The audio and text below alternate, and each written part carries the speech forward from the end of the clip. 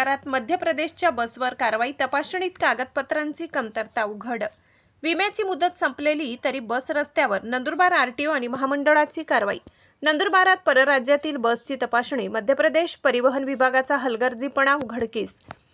यानंतर इतर राज्यातील येणाऱ्या प्रत्येक बसची तपासणी केली जाणार आहे। नंदुरबार आगारात इतर राज्यातून येणाऱ्या महामंडळाच्या बसेसची तपासणी मोहीम सुरू करण्यात आली आहे। नंदुरबार आगार आणि प्रादेशिक परिवहन विभागाच्या संयुक्त तपासणीत मध्य प्रदेश परिवहन विभागाच्या एका बसमध्ये अनेक कागदपत्रांची कमतरता आढळून आली। विशेष म्हणजे या बसचा विमाही संपलेला असल्याचे तपासणीत समोर आले आहे। आवश्यक कागदपत्रे आणि विमा नसतानाही प्रवाशांची वाहतूक सुरू असल्याने प्रवाशांच्या सुरक्षिततेचा प्रश्न ऐरणीवर आलाय। या प्रकरणी नंदुरबारच्या उपप्रादेशिक परिवहन कार्यालयाकडून बसवर कारवाई करण्यात आली आहे। या कारवाईमुळे मध्य प्रदेश परिवहन विभागाचा हलगर्जीपणा समोर आल्याचा आरोप होत असून आवश्यक कागदपत्रे आणि विम्याशिवाय बस रस्त्यावर धावत असेल तर प्रवाशांच्या जीवाशी खेळ होता का, असा सवाल उपस्थित होत आहे।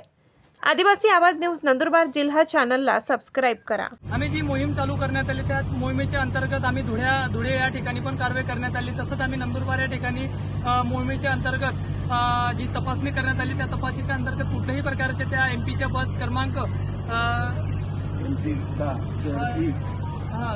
MP 10Z9756 नंबरची बसमध्ये कुठल्याही प्रकारचे डॉक्युमेंट आढळून आले नाही आणि आरटीओ मार्फत त्यांना दंडात्मक कारवाई करण्यात आलेली आहे।